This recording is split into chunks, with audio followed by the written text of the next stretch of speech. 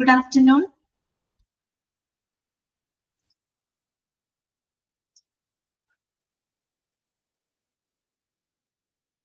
Good afternoon, ma'am. Okay, good afternoon. Good afternoon, ma'am. Okay. അപ്പൊ നമ്മുടെ portions ഒക്കെ ഏതാണ്ട് തീർന്നിട്ടുണ്ട്. എന്റെ പോർഷൻസ് കഴിഞ്ഞിട്ടുണ്ട്. നിങ്ങൾക്ക് എനിക്ക് ഹോസ്പിറ്റൽ ഇൻഫർമേഷൻ സിസ്റ്റത്തിന്റെ കുറച്ച് ഭാഗങ്ങൾ കൂടെ നമുക്ക് തീർക്കാനുണ്ട്. ഓക്കെ, ഇപ്പൊ എന്റെ പോർഷൻ ഏതാണ്ട് കഴിഞ്ഞ കാരണം കൊണ്ട് നമുക്ക് ചെറിയൊരു റിവിഷൻ സെക്ഷൻ ആണ് ഞാൻ ഉദ്ദേശിക്കുന്നത് കേട്ടോ. ഓക്കെ, ചെറിയ രീതിയിൽ നമുക്കൊന്ന് ഓടിച്ചൊക്കെ നോക്കാം. ഓക്കെ, ഗൈഡിലെ ക്വസ്റ്റ്യൻസുകളാണ് നമ്മൾ ഡിസ്കസ് ചെയ്യുന്നത്. അപ്പോ ജസ്റ്റ് ഒക്കെ ഒന്ന് ചോദ്യങ്ങളൊക്കെ ഒന്ന് കേൾക്കുക. എങ്ങനെയൊക്കെയാണ് ഏതൊക്കെ രീതിയിലാണ് നമ്മളിതൊക്കെ ഒന്ന് ജസ്റ്റ് മനസ്സിലാക്കി വെക്കുക കേട്ടോ. അപ്പൊ ഞങ്ങൾക്ക് അത് എക്സാമിന് ഉപകാരപ്പെടുന്നു വിചാരിക്കുന്നു. അപ്പൊ അങ്ങനെ ഒരു ചെറിയൊരു റിവിഷൻ ക്ലാസ് ആയിട്ടാണ് ഇന്ന് ഉദ്ദേശിക്കുന്നത്. ഇന്നും പിന്നെ മൺഡേ ഞാൻ കയറുകയാണെങ്കിൽ മൺഡേ നമുക്ക് അങ്ങനെ കണ്ടിന്യൂ ചെയ്യാം കേട്ടോ. കാര്യം 27th നിങ്ങളുടെ ക്ലാസ് അവസാനിക്കും. 28th മുതൽ നിങ്ങൾക്ക് സ്റ്റഡി ചെയ്ത് സ്റ്റാർട്ട് ചെയ്യാറുണ്ട്. ഓക്കെ, അപ്പൊ നമുക്ക് അങ്ങനെ ചെയ്യാം. ഓക്കെ, എല്ലാവരും റെഡിയാണെന്ന് വിചാരിക്കുന്നു കേട്ടോ. എല്ലാവരും റെഡി അല്ലേ? പിന്നെ നിങ്ങൾക്ക് നാളെ ക്ലാസ് ഉണ്ടാവും കേട്ടോ. നാളത്തെ ക്ലാസ്സിന്റെ കാര്യം നിങ്ങൾക്ക് ഇൻഫോം ചെയ്തിട്ടുണ്ടല്ലോ. കാര്യം ഇന്നലെ നമുക്ക് അവധിയായിരുന്നല്ലോ. ഇന്നലത്തെ ടൈം ടേബിൾ വെച്ചിട്ട് നാളെ ക്ലാസ് ഉണ്ടായിരിക്കും കേട്ടോ. വ്യാഴാഴ്ചത്തെ ടൈം ടേബിൾ ആയിരിക്കും നാളെ ഉണ്ടായിരിക്കും കേട്ടോ. ഓക്കെ, അപ്പൊ ഞാൻ ഓൾ മ്യൂട്ട് കൊടുക്കുകയാണ് കേട്ടോ.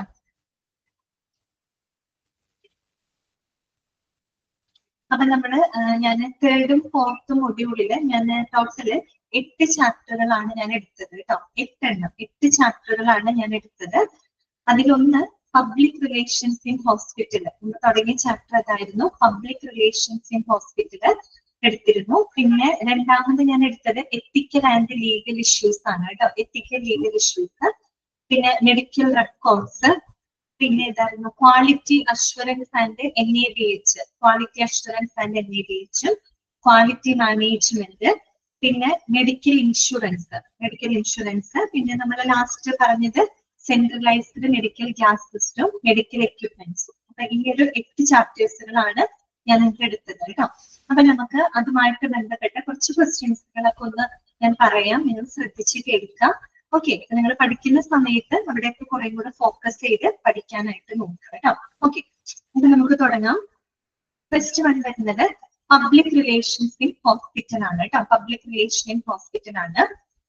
അപ്പൊ ഒരു മിനിറ്റ് ഞാൻ ആ ഒരു PDF കിട്ടുമോ നോക്കട്ടെ.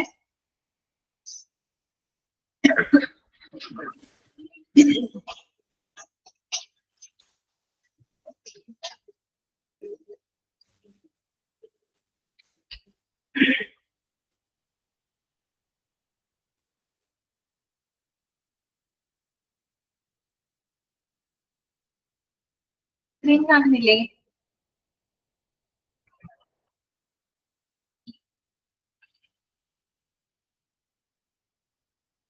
അതായിരുന്നു നമ്മുടെ ചാപ്റ്റർ അല്ലെ, public relations in hospital.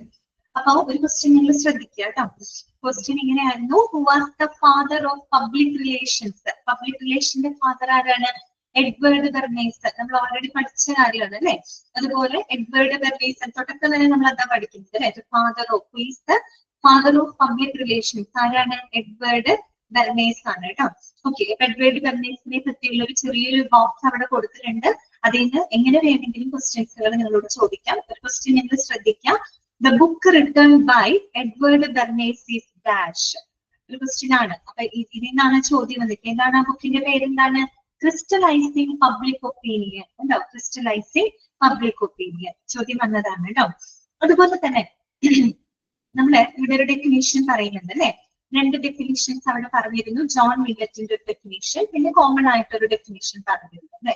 Okay, അതിനകത്ത് രണ്ടാമത്തെ ഡെഫിനേഷൻ നോക്കി. Public relations is an organised process to influence public opinion through sound character and genuine performance on the basis of mutually satisfactory two way communication അല്ലെ. എന്ന് പറഞ്ഞാല് public relation എന്താണ്? ഒരു two way communication ആണ്. അതുമായിട്ട് ബന്ധപ്പെട്ട് ഒരു ക്വസ്റ്റ്യൻ വന്നിട്ടുണ്ടായിരുന്നു. Public relations is a dash. എന്താണ്? ടു-വേ കമ്മ്യൂണിക്കേഷൻ ആണ് കേട്ടോ. അതുപോലെ which of the following is not a need of public relation. നമ്മള് നീഡ് ഓഫ് പബ്ലിക് റിലേഷൻ എന്ന് പറഞ്ഞിട്ട് അവിടെ കുറച്ച് പോയിന്റുകൾ നമ്മൾ പഠിച്ചിരുന്നു. അപ്പൊ അതിനെ ആസ്പദമാക്കിയിട്ട് വന്നൊരു ക്വസ്റ്റ്യൻ ആണത്. Which of the following is not a need of public relation. താഴെ തന്നിരിക്കുന്നവയില് പബ്ലിക് റിലേഷൻസിന്റെ ആവശ്യകതകളില് ഉൾപ്പെടാത്തത് ഏതാണ് എന്നൊരു ക്വസ്റ്റ്യൻ ഉണ്ടായിരുന്നു. ഓപ്ഷൻസ് ഇതൊക്കെയായിരുന്നു.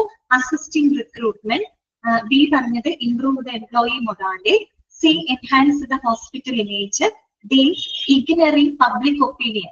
ഇഗ്നറിംഗ് പബ്ലിക് ഒപ്പീനിയൻ എന്താണ് അതിനർത്ഥം? പബ്ലിക് ഒപ്പീനിയനെ ഇഗ്നർ ചെയ്യാം. ഇഗ്നർ ചെയ്യാന്ന് വെച്ചാൽ എന്താണ്? അതിനെ അവഗണിക്കാം. അങ്ങനെയാണോ? പബ്ലിക് റിലേഷൻ എന്ന് പറയുമ്പോൾ ഒരിക്കലും പബ്ലിക് ഒപ്പീനിയൻ ഇഗ്നർ ചെയ്യാണ് ചെയ്യാ, അല്ല, കുറെ കൂടെ കൺസിഡർ ചെയ്യാണ് ചെയ്യുക അല്ലെ. സോ അതിൽ പെടാത്തത് ഏതാണ്? ഡി ഓപ്ഷൻ ആണ് അല്ലെ. അതെ, ഇഗ്നറിംഗ് പബ്ലിക്. കേട്ടോ? അപ്പൊ എവിടെന്ന് ആ ക്വസ്റ്റ്യൻ വന്നതിന് കണ്ടോ? നീഡ് ഓഫ് പബ്ലിക് റിലേഷൻ നേരിട്ട് ചോദിക്കുന്ന. അപ്പൊ അതിന്റെ പോയിന്റുകൾ നമ്മൾ കൃത്യമായിട്ട് മനസ്സിലാക്കി വെച്ചാൽ മതി. ആ പബ്ലിക് റിലേഷൻ എന്താണ് എന്ന കൺസെപ്റ്റ് അറിയാമെങ്കിൽ നമുക്ക് ഈസി ആയിട്ടല്ലേ ആൻസർ ചെയ്യാനായിട്ട് സാധിക്കും. നെക്സ്റ്റ് വന്നൊരു മറ്റൊരു ക്വസ്റ്റ്യൻ ശ്രദ്ധിക്കാം. വീണ്ടും ഒരു ക്വസ്റ്റ്യൻ തന്നെ. Which of the following is not a need of public relation? Improve employee morale, enlarge hospital visibility and enhance the hospital image. നണ്ട്. ആൻസർ എന്താ? നണ്ണാണ്. കാര്യം എന്താ? ബാക്കിയെല്ലാം വരുന്നതാണ് അല്ലെ. ഓക്കെ, അതുപോലെ അടുത്തൊരു ക്വസ്റ്റ്യൻ ശ്രദ്ധിക്കാം. നമ്മള് രണ്ട് മെത്തേഡുകൾ അവിടെ പഠിക്കുന്നുണ്ട് അല്ലെ. പബ്ലിക് റിലേഷനെ മെയിൻറ്റെയിൻ ചെയ്യാനുള്ള രണ്ട് മെത്തേഡുകൾ നമ്മളവിടെ പഠിക്കുന്നുണ്ട്. ഓപ്പറേറ്റീവ് മെത്തേഡ് പഠിക്കുന്നുണ്ട്, കമ്മ്യൂണിക്കേറ്റീവ് മെത്തേഡ് ഉണ്ട്. അത് കൃത്യമായിട്ട് എന്താണെന്ന് മനസ്സിലാക്കി വെക്കുന്നത്. ഓപ്പറേറ്റീവ് മെത്തേഡ് എന്താണ്, കമ്മ്യൂണിക്കേറ്റീവ് മെത്തേഡ് എന്താണ്? ഓക്കെ, അപ്പൊ നമുക്ക് which are the fundamental components of A community അല്ലെങ്കിൽ കമ്മ്യൂണിറ്റി ഓപ്പറേഷൻ എന്ന് പറഞ്ഞൊരു ചോദ്യം വന്നതാണ്. Which are the fundamental components of A community operation അല്ലെ. കാര്യം ഇവിടെ പഠിക്കാനുണ്ട് നിങ്ങൾക്ക്. 3 fundamental components of community operations എന്ന് പറഞ്ഞ് അവിടെ കൊടുത്തിട്ടുണ്ട് അല്ലെ. Joyful and polite behaviour, quick and efficient treatment, clear environment and well appearance of the workers. അപ്പൊ അതിൽ നിന്ന് വന്ന ക്വസ്റ്റ്യൻ ആണിത്. ചോദ്യം ഇങ്ങനെയായിരുന്നു, ഉത്തരം ഓപ്ഷൻസ് ഇങ്ങനെയായിരുന്നു. Joyful and polite behaviour, quick and efficient treatment, clear environment. Option B all എന്നായിരുന്നു. എന്തായിരിക്കും വരിക? ഓൾ ആണ് വരിക. കാര്യം ഇതെല്ലാം തന്നെ അതിനകത്ത് വന്നിട്ടുണ്ട്. ഓക്കെ, അടുത്തത് പിന്നെ നോക്കേണ്ടത് ഇതാണ്. Okay, provision for. പിന്നെ നമ്മള് മറ്റു കുറച്ച് ക്വസ്റ്റ്യൻസ് എന്ന് പറഞ്ഞു കഴിഞ്ഞാല് കമ്മ്യൂണിക്കേറ്റീവ് മെത്തേഡുമായിട്ട് ബന്ധപ്പെട്ടതാണ് കേട്ടോ. ഒരു കമ്മ്യൂണിക്കേറ്റീവ് മെത്തേഡിന്റെ പ്രത്യേകത എന്താണ്? ഓപ്പറേറ്റീവ് മെത്തേഡ് എന്ന് പറഞ്ഞൊരു ഹോസ്പിറ്റലിന്റെ എല്ലാ ആസ്പെക്റ്റുമായിട്ടും ബന്ധപ്പെട്ട ഒരു വിഭാഗമാണ് ഓപ്പറേറ്റീവ് മെത്തേഡ് എന്ന് പറയുന്നത്. കമ്മ്യൂണിക്കേറ്റീവ് മെത്തേഡ് എന്ന് പറയുമ്പോൾ എന്താണ്? ആളുകളുമായിട്ടുള്ള പരസ്പരം എന്താണ് സംസാരത്തിലൂടെ അല്ലെങ്കിൽ ഒരു കമ്മ്യൂണിക്കേഷനിലൂടെ നടക്കുന്ന ഒരു മെത്തേഡാണ് അല്ലെ. കമ്മ്യൂണിക്കേഷൻ മെത്തേഡ് എന്ന് പറഞ്ഞാൽ അതാണ് ഉദ്ദേശിക്കുന്നത്. ഓപ്പറേഷൻ മെത്തേഡ് എന്ന് പറയുമ്പോൾ ഒരു ഹോസ്പിറ്റലിന്റെ ഓപ്പറേഷനുമായിട്ട് ബന്ധപ്പെട്ട എല്ലാ വശങ്ങളുമായിട്ടും ബന്ധപ്പെട്ട മെത്തേഡാണ് കേട്ടോ. നെക്സ്റ്റ് വരുന്നത് നോക്കാം. പിന്നെ നമ്മൾ പഠിക്കുന്നത് കുറെ കമ്മ്യൂണിക്കേറ്റീവ് മെത്തേഡ് എന്ന് പറഞ്ഞ് പഠിച്ചിട്ടുണ്ട്. അതൊക്കെ ഒന്ന് നോട്ട് ചെയ്ത് വെക്കുക കേട്ടോ. പിന്നെ ബോക്സുകളൊക്കെ ഒന്ന് നിങ്ങൾ, ബോക്സിലെല്ലാം ഇമ്പോർട്ടന്റ് ഒന്നുമല്ല, ചില ബോക്സുകൾ ഇമ്പോർട്ടന്റ് ആയിട്ടുള്ളതുണ്ട്. ഇപ്പൊ ഒരു ക്വസ്റ്റ്യൻ നിങ്ങൾ ശ്രദ്ധിക്കാം. Dash are the functions of the hospital that are conducted within the hospital. എന്താണ്? ഇൻട്രാമ്യൂറൽ ഹോസ്പിറ്റൽ എന്താണ് പറയുന്നത്? ഇൻട്രാമ്യൂറൽ ഫങ്ഷൻസ് എന്നാണ് പറയുക അല്ലെ. ഇൻട്രാമ്യൂറൽ ഫങ്ഷൻസ് എന്നാണ് പറയുക. എവിടെയോ ഏതൊരു ഭാഗത്ത് ഇൻട്രാമ്യൂറൽ എന്നതിനെ പറ്റി. Some of these are also intermixed with the intramural functions of the hospital and operative method. Intra എന്ന വാക്കിന്റെ അർത്ഥം എന്താണ്? വിത്തിൻഡ എന്നുള്ള അർത്ഥമാണ് അല്ലെ. സോ അതിൽ നിന്നൊരു ക്വസ്റ്റ്യൻ ആണ് പറഞ്ഞത് കേട്ടോ. Dash are the functions of the hospital that are conducted within the hospital. Within the ഹോസ്പിറ്റലിൽ നടക്കുന്നത് എന്താണ്? ഇൻട്രാമ്യൂറൽ ഫങ്ഷൻസ് ആണ് കേട്ടോ. ഓക്കെ, അത് ഓപ്ഷനിൽ കാണുമ്പോൾ നിങ്ങൾക്ക് അത് ക്ലിക്ക് ആവണം. അതുപോലെ തന്നെ അടുത്തൊരു ചോദ്യം നോക്കാം. Dash is responsible for speaking to other service organisations and institutions on health care matters. ഇത് ലാസ്റ്റ് ഒരു ബോക്സ് അവിടെ വന്നിട്ടുണ്ടായിരുന്നു. സ്പീക്കേഴ്സ് ബ്യൂറോ കണ്ടോ. CEO and staff should use every opportunity to speak to other service organisation. അതിൽ നിന്ന് വന്നൊരു question ആണിത്. Dash is responsible for speaking to other service organisations and institutions on health care matters. എന്താണ്?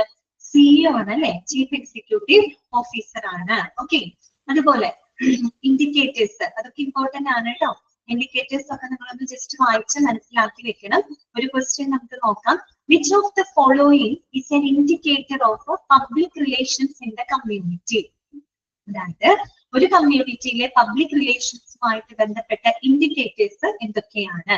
ഓപ്ഷൻസിനകത്ത് turnover of health staff, പിന്നെ patient satisfaction survey, all എന്നും പറഞ്ഞാണ് option. ഏതാ വരിക? ഓൾ ആണ് വരിക. കാര്യം പറഞ്ഞ പോയിന്റുകളെല്ലാം തന്നെ ഇതിനകത്ത് വരുന്നുണ്ട് അല്ലെ. Patient satisfaction survey, general opinion Paul, quality of care using check list, number of complaints received അല്ലെ. ഇതൊക്കെ നിങ്ങൾ നോട്ട് ചെയ്ത് വെക്കാം കേട്ടോ. അതിന് തന്നിട്ട് ഇതിൽ ഉൾപ്പെടാത്തത് ഏതാണ് എന്നുള്ള രീതിയിലുള്ള ക്വസ്റ്റ്യൻസ് അവിടെ നിന്ന് നമുക്ക് പ്രതീക്ഷിക്കാം. ഓക്കെ, പിന്നെ അടുത്തത് അടുത്തൊരു ക്വസ്റ്റ്യൻ ശ്രദ്ധിക്കാം. Dash is one of the important ways for evaluating public relations through questionnaire. Questionnaire രൂപത്തില് പബ്ലിക് റിലേഷൻസ് ഇവാലുവേറ്റ് ചെയ്യുന്ന ഒരു important one of the way എന്ന് പറയുന്നത് എന്താണ്? എന്താണ് ഉത്തരം? ക്വസ്റ്റിനെയർ ആണ് അല്ലെ. സോറി, പേഷ്യന്റ് സാറ്റിസ്ഫാക്ഷൻ സർവേ ആണ്. ഇവിടെ സർവേ പറ്റിയിട്ട് ഒരു ചെറിയൊരു ബോക്സിൽ പറയുന്നുണ്ട്. It can be conducted by an outdoor survey agency or then as an in house survey. അപ്പൊ നോക്കിയേ, survey questionnaire with option is provided to the patient അല്ലെ. അപ്പൊ എന്താണ് ഒരു ക്വസ്റ്റിനെ? ചോദ്യം ഇങ്ങനെയായിരുന്നു, ക്വസ്റ്റിനെയർ രൂപത്തില് പബ്ലിക് റിലേഷൻസ് ഇവാലുവേറ്റ് ചെയ്യുന്ന ആ ഒരു മെത്തേഡിന് നമ്മൾ എന്താ പറയാ? പേഷ്യന്റ് സാറ്റിസ്ഫാക്ഷൻ സർവേ എന്നാണ് പറയുക. സർവേയിലല്ലേ നമ്മൾ ക്വസ്റ്റിനെയർ കൊടുക്കുന്നത്. അതിൽ വന്ന ഒരു ക്വസ്റ്റ്യൻ ആണ് കേട്ടോ. ഓക്കെ, അതുപോലെ നമ്മൾ ഇതിൽ ബോക്സിൽ പറഞ്ഞപ്പോ നമ്മൾ ഇൻഡിക്കേറ്ററുകൾ എങ്ങനെയാണ് ഓരോന്നിനും ഇൻഫ്ലുവൻസ്. ചിലത് ബെറ്റർ ആണെങ്കിൽ ഒന്ന് ബെറ്റർ ആകുമ്പോൾ ഒന്ന് വേഴ്സ് ആയിരിക്കും അല്ല, അങ്ങനെ നമ്മൾ പഠിച്ചില്ലേ. അപ്പൊ അതൊക്കെ ഇമ്പോർട്ടന്റ് ആണ് കേട്ടോ. അപ്പൊ മിനിമൽ ടേൺ ഓവർ റേറ്റ് അതെന്താ കാണിക്കുന്നത്? ടേൺ ഓവർ റേറ്റ് കുറയാണെന്ന് പറഞ്ഞതിന്റെ അർത്ഥം എന്താണ്? വ്യക്തിഗത പബ്ലിക് റിലേഷൻ എന്നാണ് അർത്ഥം. അതുപോലെ തന്നെ എന്താണ് വേറൊരു ഇതുണ്ടല്ലോ,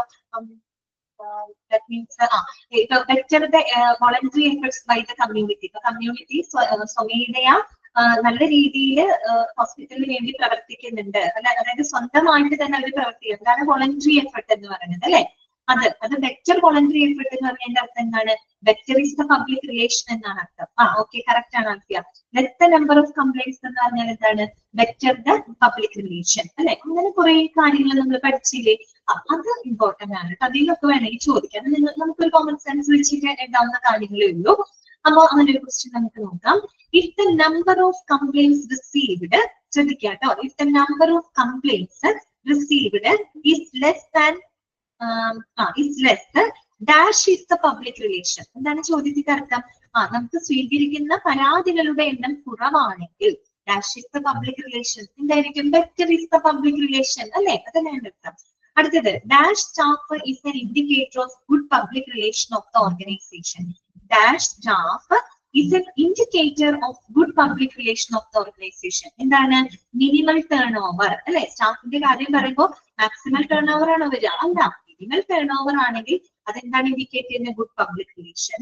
ഓക്കെ, അതുപോലെ ലാമയുടെ എക്സ്പാൻഷൻ ഒക്കെ പഠിക്കണം കേട്ടോ. Living against medical adviser. അതുപോലെ തന്നെ നമ്മൾക്ക് അവസാനം നമ്മൾ പഠിക്കുന്നുണ്ട് പബ്ലിക് റിലേഷൻ ഓഫീസറുടെ എന്താ പറയാ ക്വാളിറ്റികൾ നമുക്ക് പഠിക്കാനുണ്ട് അല്ലെ. ക്വാളിറ്റീസ് ഓഫ് പബ്ലിക് റിലേഷൻ, അതുമായിട്ട് ബന്ധപ്പെട്ട ക്വസ്റ്റ്യൻ വന്നിട്ടുണ്ട്. താഴെ തന്നിരിക്കുന്നവയില് public relation which of the following is the quality of PRO? Option enough common sense, option B creative ideas, option C media specialisation, option D all of the above. എന്താണ് answer വരിക? All of the above. ഈ പറയുന്ന എല്ലാ quality mark വേണം public relation ഓഫീസർക്ക് ഉണ്ടായിരിക്കും കേട്ടോ. അപ്പൊ അങ്ങനെ നിന്നൊക്കെ ക്വസ്റ്റ്യൻ വന്നിട്ടുണ്ട് എന്നുള്ളത് മനസ്സിലാക്കി വെക്കുക. പിന്നെ ഏറ്റവും ഇമ്പോർട്ടന്റ് ആയിട്ട് നിങ്ങൾ നോട്ട് ചെയ്യേണ്ടതാണ് റോൾ ഓഫ് PR ഓഫീസർ. അവിടെ 4 റോളുകൾ നമ്മൾ പഠിച്ചിരുന്നു. അഡ്വക്കേറ്റ്, കമ്മ്യൂണിക്കേറ്റർ, പ്രോബ്ലം സോൾവർ, അതുപോലെ ഒപ്പീനിയൻ മാസ്റ്റർ. അത് നിങ്ങൾ വായിക്കുമ്പോൾ ഓരോ വരിയും ശ്രദ്ധിച്ച് തന്നെ വായിക്കണം കേട്ടോ. ഓരോ വരിയും ശ്രദ്ധിച്ച് വായിക്കുക. അതിന്റെ ഇടയിൽ നിന്നൊക്കെ എടുത്ത് ചോദിച്ചിട്ടുണ്ട്. ഒരു ക്വസ്റ്റ്യൻ നിങ്ങൾ ശ്രദ്ധിക്കുക. Sociology, psychology, and good journalism are the essential talents of public relation officer as a dash. 4 റോളുകൾ എന്ന് പഠിച്ചത് ഏത് റോളിലാണ്? സോഷ്യോളജി, സൈക്കോളജി, എവിടെയാ? കമ്മ്യൂണിക്കേറ്റർ അല്ലെ. കമ്മ്യൂണിക്കേറ്റർ എന്നുള്ള റോളില് സോഷ്യോളജി, സൈക്കോളജി ഇങ്ങനെയുള്ള ജേർണലിസംസിലെല്ലാം എസെൻഷ്യൽ ടാലന്റഡ് ആയിരിക്കണം. ആര്? Public relation officer. കാര്യം എന്താണ്, ഒരു കമ്മ്യൂണിക്കേറ്റർ ആവണമെങ്കിൽ ഈ പറയുന്ന എല്ലാത്തിനെയും പറ്റി അത്യാവശ്യം ഒരു ടാലന്റ് നമുക്ക് ഉണ്ടായിരിക്കും കേട്ടോ. അപ്പൊ അതിനിടയിൽ വന്നിട്ടുള്ള ചോദ്യമാണ് കേട്ടോ. അതുപോലെ വേറൊരു ക്വസ്റ്റ്യൻ ശ്രദ്ധിച്ചേ. Dash his or her job to put up the face of news and information that could embarrass or defame the company reputation. അല്ലെ, എന്താണ്, ഒരു കമ്പനിയുടെ റെപ്യൂട്ടേഷന് മോശം വരാതിരിക്കാൻ, അല്ലെങ്കിൽ കമ്പനിയുടെ റെപ്യൂട്ടേഷൻ ഉയർത്തി കാണിക്കുന്നതിനായിട്ട് ന്യൂസുകളിലും ഇൻഫർമേഷനുകളിലും ഈ പറയുന്ന ഓർഗനൈസേഷന്റെ ഫേസ് നല്ല രീതിയിൽ ഉയർത്തി കാണിക്കേണ്ടത് ഏത് റോളിലാണ്? അത് പ്രോബ്ലം സോൾവർ, അല്ലെ, പ്രോബ്ലം സോൾവർ എന്ന റോളിലാണ് അത് നോക്കുന്നത് കേട്ടോ. അതുപോലെ dash have to be clear, brief and relevant to the audience. എന്താണ് ഉത്തരം? കമ്മ്യൂണിക്കേഷൻസ് ആണ് അല്ലെ. കമ്മ്യൂണിക്കേഷൻസ് എപ്പോഴും എന്തായിരിക്കണം? ക്ലിയർ ആയിരിക്കണം, ബ്രീഫ് ആയിരിക്കണം, റിലവന്റ് ആയിരിക്കണം അല്ലെ. നല്ല രീതിയിൽ കമ്മ്യൂണിക്കേറ്റ് ചെയ്യാൻ പറ്റണം അല്ലെ. ഒരുപാട് വാരി വലിച്ച് പറയുന്നതിനേക്കാളും നല്ലത് നമ്മൾ സിമ്പിൾ കുറച്ച് വേർഡ്സിൽ കാര്യങ്ങൾ എത്രയും പെട്ടെന്ന് കൺവേ ചെയ്യുകയാണെങ്കിൽ അതാണ് ഏറ്റവും നല്ലത് അല്ലെ. അപ്പൊ അതാണ്. അതുപോലെ നോക്കൂ, അടുത്ത ക്വസ്റ്റ്യൻ നോക്കൂ. Dash must know the local press well. Dash must know the local press well. ഇതിനാണ് ചോദ്യം വന്നിരിക്കുന്നത്. ലോക്കൽ പ്രസിനെ കുറിച്ച് അറിവുണ്ടായിരിക്കേണ്ടത് ആർക്കാണ്? പബ്ലിക് റിലേഷൻ ഓഫീസർക്കാണ് അല്ലെ. ഓക്കെ. അതുപോലെ തന്നെ അടുത്തൊരു ക്വസ്റ്റ്യൻ നോക്കിയേ. നോക്കട്ടോ. Interviews and photographs by the press is permitted by dash. ഇവിടെ കുറച്ച് ബോക്സിൽ പറഞ്ഞ കാര്യം വെച്ചിട്ടാണ് കേട്ടോ അവിടെ ചോദ്യം വന്നിരിക്കുന്നത്.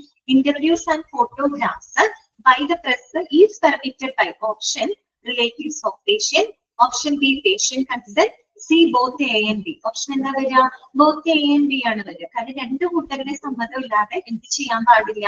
ഇന്റർവ്യൂ ഫോട്ടോഗ്രാഫ്സ് ഒന്നും എടുക്കാനായിട്ട് പാടില്ല. ഓക്കെ.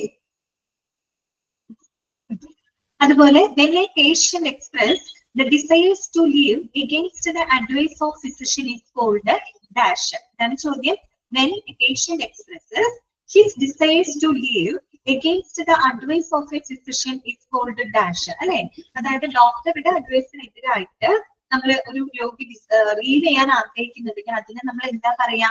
AMA എന്നാണ് പറയുക അല്ലെ. എഗെയിൻസ്റ്റ് മെഡിക്കൽ അഡ്വൈസ് അല്ലെ, ലിവിങ് എഗെയിൻസ്റ്റ് മെഡിക്കൽ അഡ്വൈസ് എന്നാണ് പറയുക. ഓക്കെ. അപ്പൊ ഇങ്ങനെയൊക്കെയുള്ള ക്വസ്റ്റ്യനുകളാണ് അവിടെ നിന്ന് വന്നിരിക്കുന്നത്. അപ്പൊ നിങ്ങൾ വായിക്കുമ്പോൾ പ്രത്യേകം ശ്രദ്ധിക്കുക. എഡ്വേർഡ് ബെർണേഴ്സിനെ പറ്റി നല്ലപോലെ അറിഞ്ഞിരിക്കുക.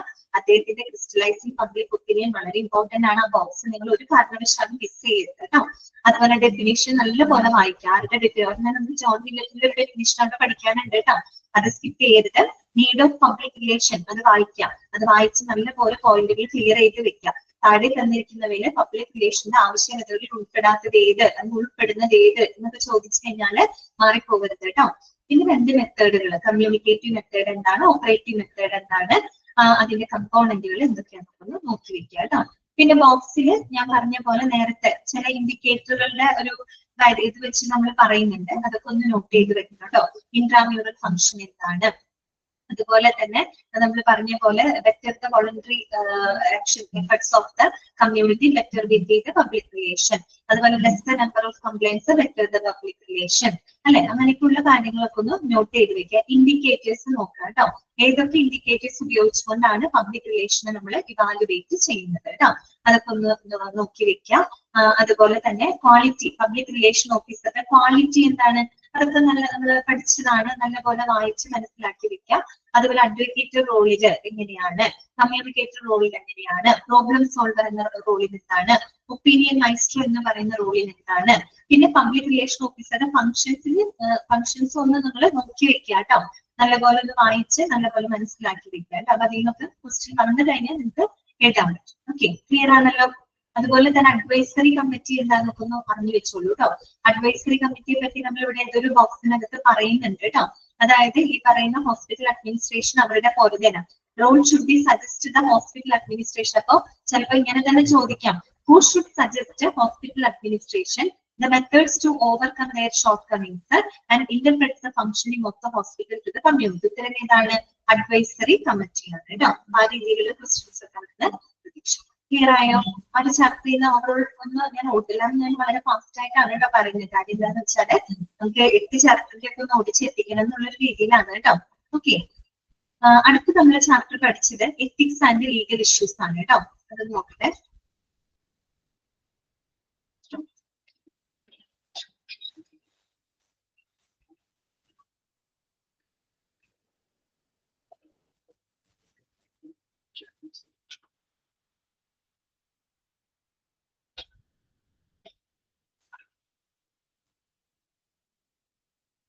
and legal issues ഇല്ല.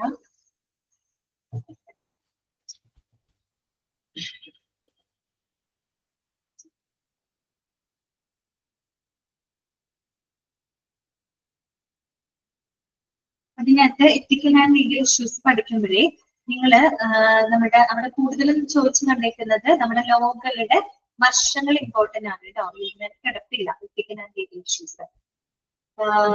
കുഴപ്പമില്ല, നമുക്ക് ജസ്റ്റ് ഒന്ന് വായിക്കാം കേട്ടോ. അപ്പൊ നിങ്ങൾക്ക് ഒരു ഐഡിയ കിട്ടും.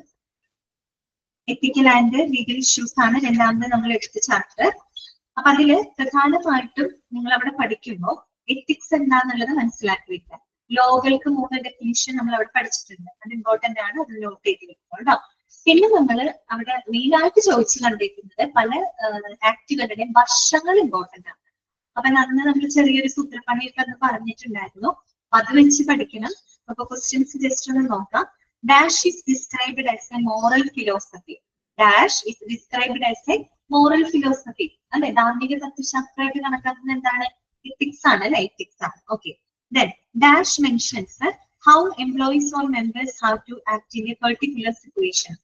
അല്ലെ, ഒരു പ്രത്യേക സാഹചര്യങ്ങളിലും എംപ്ലോയീസ് അല്ലെങ്കിൽ അവിടുത്തെ സ്റ്റാഫുകൾ എങ്ങനെ പ്രവർത്തിക്കണം എന്ന് മെൻഷൻ ചെയ്യുന്ന സംഭവം എന്താണ്? കോഡ് ഓഫ് കണ്ടക്ട് അല്ലെ. കോഡ് ഓഫ് കണ്ടക്ട് അതൊക്കെ കറക്റ്റ് ആയിട്ട് ആ ഒരു ഇതിനകത്ത് വന്ന് പോകുന്നതാണ് കേട്ടോ. അതുപോലെ ലോയിനെ സംബന്ധിച്ചൊരു 3 ഡെഫിനിഷൻ പഠിച്ചല്ലോ.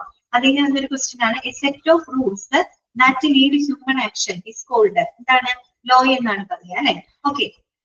അതുപോലെ ഇൻഡസ്ട്രിയൽ ഡിസ്പ്യൂട്ട് ആക്ടിന്റെ വർഷം എന്നാണ്? 1947. മറന്നു പോകരുത്. ഡിസ്പ്യൂട്ട് എന്ന് പറയുന്നത് തർക്കമാണ്. നമ്മുടെ ഇന്ത്യയുടെ കാര്യം ആലോചിച്ചാൽ മതി. 1947 നമ്മുടെ ഇന്ത്യക്ക് സ്വാതന്ത്ര്യം കിട്ടിയ ആ സമയത്ത് തർക്കം ഉണ്ടായിരുന്നല്ലോ, സംഘർഷം ഉണ്ടായിരുന്നല്ലോ. അങ്ങനെയൊക്കെ ആയിട്ടൊന്നും കണക്ട് ചെയ്യണം കേട്ടോ.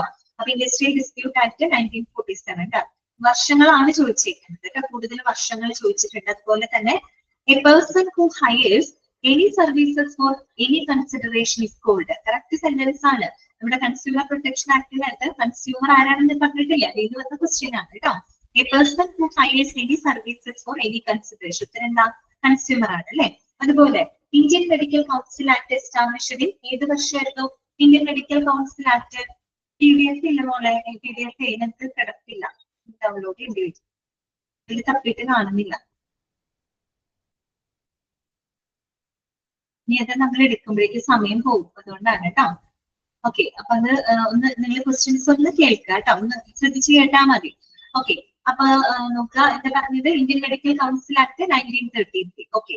പിന്നെ അടുത്ത് നോക്കിയേ, minimum wages act established in the year. Minimum വേതന നിയമം ഏത് വർഷം? 1948 കേട്ടോ. 1948 പക്ഷെ വേറൊന്നുമല്ല, വർഷം തന്നെ കുറെ ചോദിച്ചിട്ടുണ്ട്. അതുപോലെ wages must be paid during the dash days of the month. നമ്മൾ അവിടെ ഒരു കാര്യം പഠിച്ചിരുന്നു. Wages must be paid during dash days of the month. ഒരു മാസത്തിലെ ആദ്യത്തെ 7 ദിവസമാണ് അല്ലെ. 7 ദിവസത്തിനുള്ളിൽ എന്ത് ചെയ്തിരിക്കണം?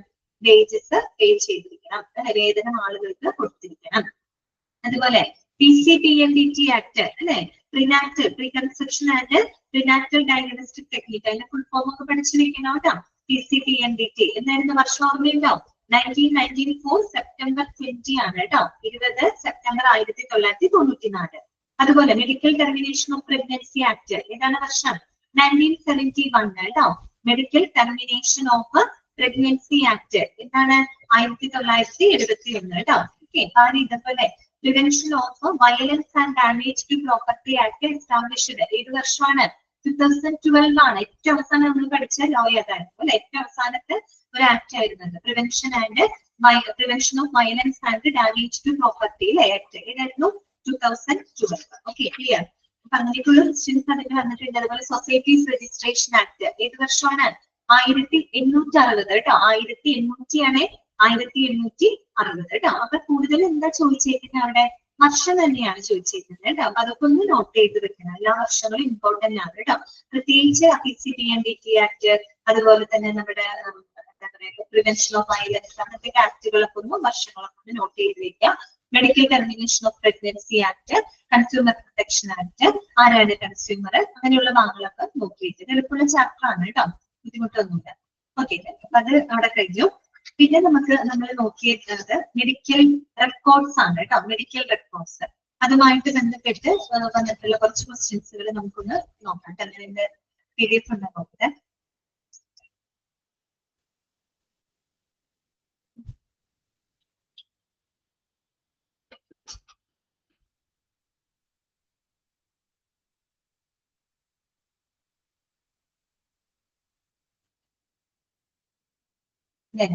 മെഡിക്കൽ റെക്കോർഡ് കേട്ടോ. മെഡിക്കൽ റെക്കോർഡുമായിട്ട് ബന്ധപ്പെട്ട 2 ക്വസ്റ്റ്യൻസ് ഒക്കെ വന്നത്. Medical records R dash record. ഇവിടെ നമ്മൾ പറഞ്ഞിട്ടുണ്ട് ഇറ്റ്സ് എ ലീഗൽ റെക്കോർഡ്. ഇത് വന്ന ക്വസ്റ്റ്യൻ ആണ് കേട്ടോ. Medical record is A dash record. എന്താണ്? ലീഗൽ റെക്കോർഡ് ആണ് അല്ലെ.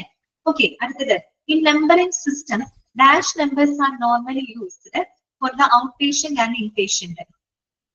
6 ഡിജിറ്റ് നമ്പറിംഗ് സിസ്റ്റത്തെ പറ്റി പഠിച്ചില്ലേ നമ്മള്? അപ്പൊ ഏത് എത്രയാണ് വരിക? ഈ numbering system dash numbers are normally used for the out patient and in patient. ഏതാണ്? 6 ഡിജിറ്റ് നമ്പേഴ്സ് ആണ് വരിക അല്ലെ. ഓക്കെ, അതുപോലെ തന്നെ നെക്സ്റ്റ് ക്വസ്റ്റ്യൻ നോക്കുക. എക്സ്റേ റിപ്പോർട്ട് നോക്കുക കേട്ടോ.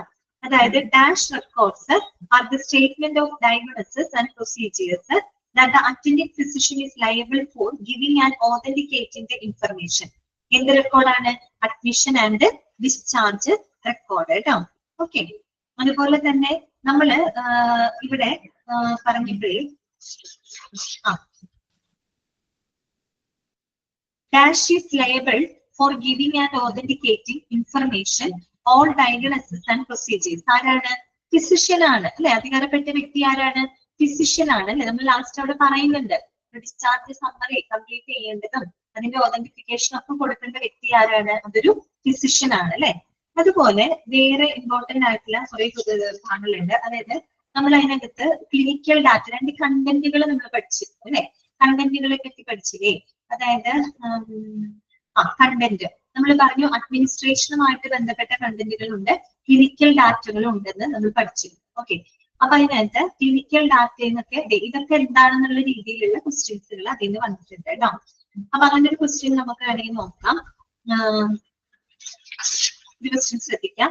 The written or oral orders constitute the attending physician's direction to nursing and auxiliary service is called dash. എന്താണ്? ഫിസിഷ്യൻ ഓർഡർ ആണ്. അതൊക്കെ അങ്ങനെ തന്നെ ചോദിച്ചേക്കുന്നതാണ്. The written or oral orders constitute attending physician direction to the nursing and auxiliary services and conferring on medications and treatment of the patient. എന്താണ്? Physician order. അതുപോലെ തന്നെ which record is related to the cause of the patient illness, response to treatment and status on discharge. എന്താണ്? Progress note. Progress നോട്ടിനെ പറ്റിയിട്ടുള്ള question ആണ്. That related to patient illness, response to treatment and status on discharge. Patient അല്ല progress notes ആണ് കേട്ടോ. അതുപോലെ തന്നെ വേറൊരു ക്വസ്റ്റ്യൻ നോക്കിയേ. Which record provides documentation of medicines given orally topically by inhalation and infusion. ഏതാണ്? Medication sheet. ഇതൊക്കെ clinical ഡാറ്റയ്ക്കകത്ത് വരുന്നതാണ് കേട്ടോ. അതുപോലെ തന്നെ എല്ലാത്തിന്റെയും നമ്മൾ 3 ടൈപ്പ് മെഡിക്കൽ റെക്കോർഡ്സുകൾ അവിടെ നമ്മൾ പറഞ്ഞിരുന്നു. Source oriented medical record, problem oriented medical record, integrated medical record. അതൊക്കെ എന്താന്ന് നോക്കി വെക്കാം.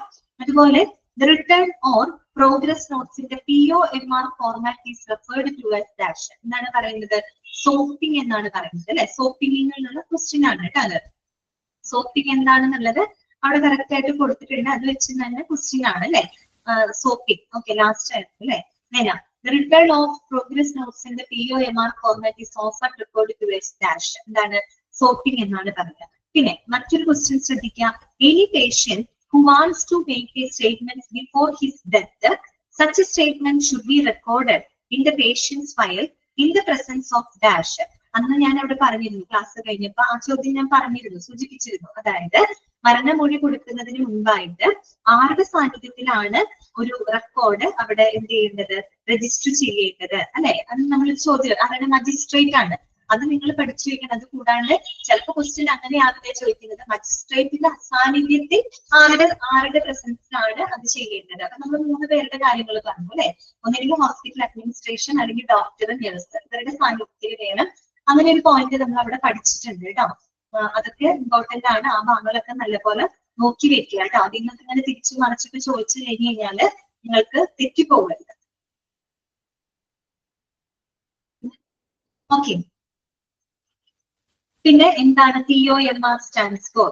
SOMR stands for. അപ്പൊ അതിന്റെ ഫുൾ ഫോം ആണ് ചോദിക്കുന്നത് കേട്ടോ.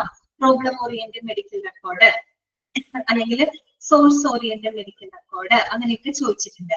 TPR chart. TPRല് എന്താണ്? T സ്റ്റാൻഡ്സ് ഫോർ അല്ലെങ്കിൽ P stands for, R stands for എന്നൊക്കെ പറഞ്ഞ് ചോദിക്കാം.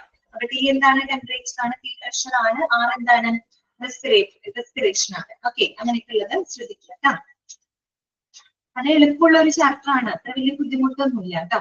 പിന്നെ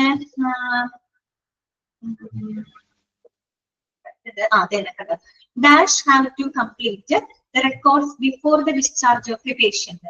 പഠിച്ചതാണ്, ഒരു പേഷ്യന്റ് ഡിസ്ചാർജ് ചെയ്യുന്നതിന് മുമ്പായിട്ട് റെക്കോർഡുകൾ കംപ്ലീറ്റ് ചെയ്യാനുള്ള ഉത്തരവാദിത്തം ആർക്കാണുള്ളത്?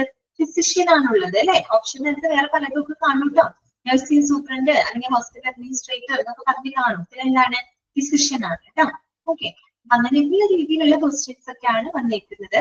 അതുപോലെ എന്താണ് പേഷ്യന്റ് മാസ്റ്റർ ഇൻഡെക്സ്? ഒരു രോഗിയുടെ ഏറ്റവും അടിസ്ഥാനപരമായിട്ടുള്ള വിവരങ്ങൾ ഉൾപ്പെടുത്തിക്കൊണ്ട് തയ്യാറാക്കുന്നതാണ് PMI അഥവാ പേഷ്യന്റ് മാസ്റ്റർ ഇൻഡെക്സ് അല്ലെ. അതുപോലെ 6 ഡിജിറ്റ് നമ്പർ ആണ് നമ്മൾ ഉപയോഗിക്കാം. അങ്ങനെയൊക്കെയുള്ളതൊക്കെ ഒന്ന് നോട്ട് ചെയ്ത് വെക്കാം. അതുപോലെ മെഡിക്കൽ റെക്കോർഡ് എത്ര ദിവസത്തിനുള്ളിൽ പൂർത്തീകരിച്ചിരിക്കണം? ഇമ്പോർട്ടന്റ് ആയിട്ട് പലതവണ ചോദിച്ചിട്ടുള്ള ക്വസ്റ്റ്യൻ. 30 days ആണ് കേട്ടോ. 30 ദിവസത്തിനുള്ളിൽ പൂർത്തിയാക്കിയിരിക്കണം എന്ന് പറഞ്ഞ് 30 ദിവസത്തിൽ കൂടുതൽ ഇൻകംപ്ലീറ്റ് ആയിട്ട് ഇരിക്കാനായിട്ട് പാടുള്ളതല്ല. അങ്ങനെയുള്ള കാര്യങ്ങൾ അതൊക്കെ എന്ന് പറയുമ്പോൾ ഒരു ജനറൽ ഇൻഫർമേഷൻസ് ആണ്. മെഡിക്കൽ റെക്കോർഡിനെ പറ്റി നമ്മൾ അറിഞ്ഞിരിക്കേണ്ട കാര്യങ്ങളാണ് കേട്ടോ. അപ്പൊ അതിനൊക്കെ ശ്രദ്ധിക്കാം. ഓക്കെ, അപ്പൊ അത്രേ ഉള്ളൂ കേട്ടോ. പിന്നെ നമ്മൾ പഠിച്ചത് ക്വാളിറ്റി അഷ്വറൻസ് ആൻഡ് NABH എന്ന് പറയുന്ന ചാപ്റ്റർ ആണ് കേട്ടോ. ജസ്റ്റ് നമുക്ക് നോക്കാം.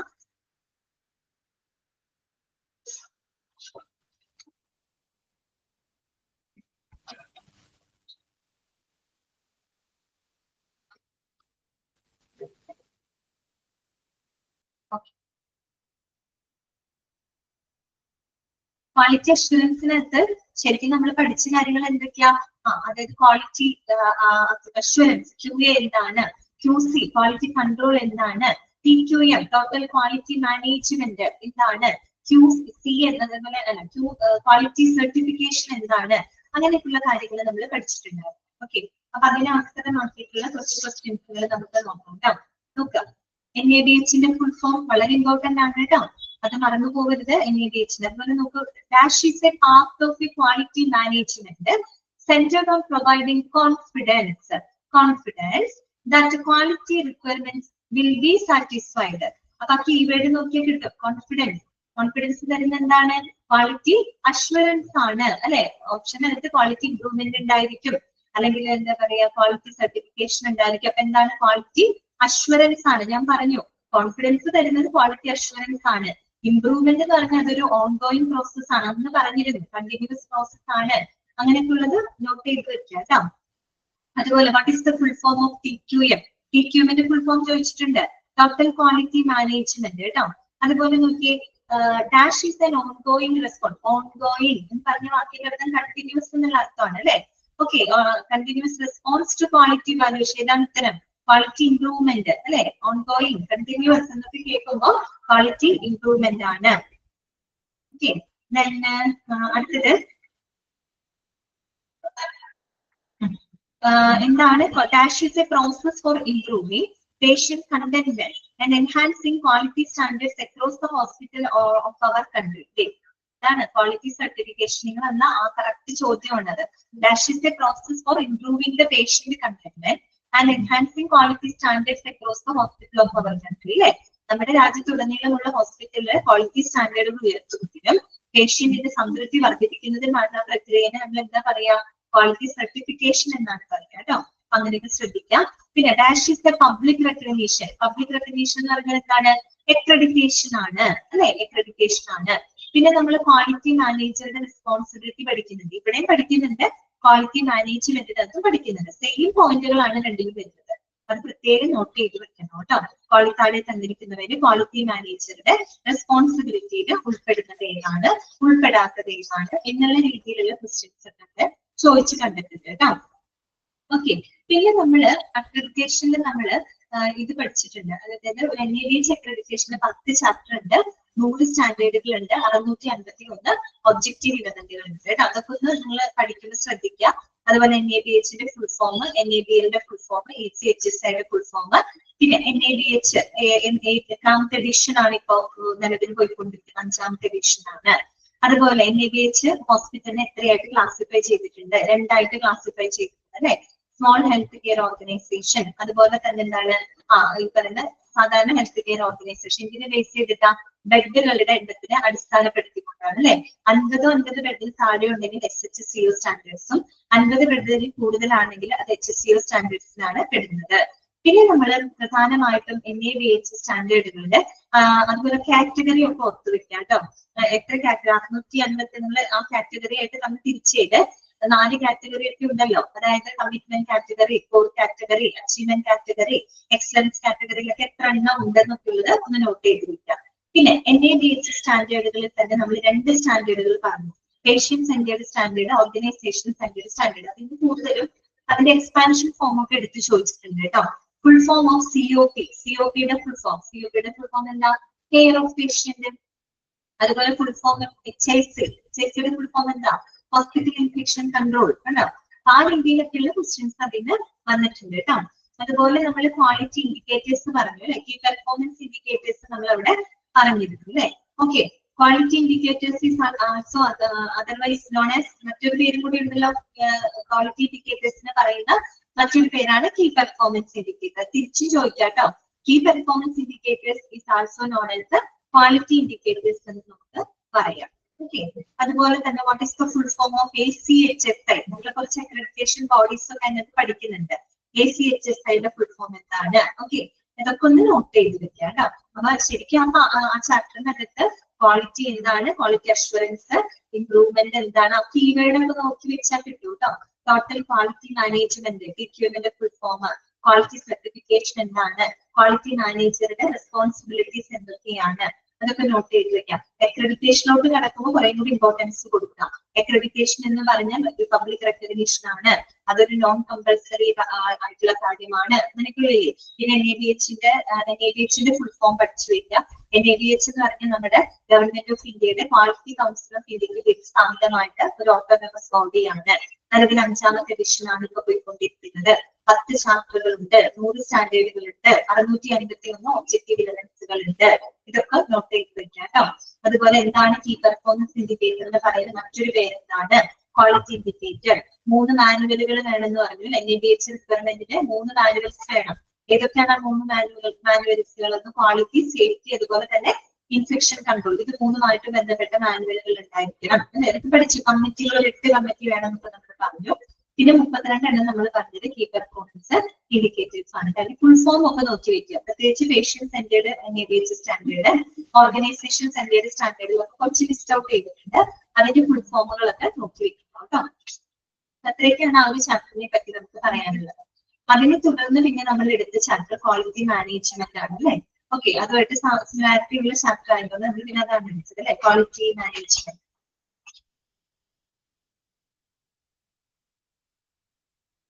ക്വാളിറ്റി മാനേജ്മെന്റിൽ എഗെയിൻ നമ്മള് അതിന്റെ ഫോർമുലകളൊക്കെയാണ് കൂടുതലായിട്ട് നമ്മളവിടെ പഠിച്ചത് അല്ലെ. ക്വാളിറ്റി മാനേജ്മെന്റുമായിട്ട് ബന്ധപ്പെട്ട ക്വസ്റ്റ്യൻസ് നമുക്ക് നോക്കാം.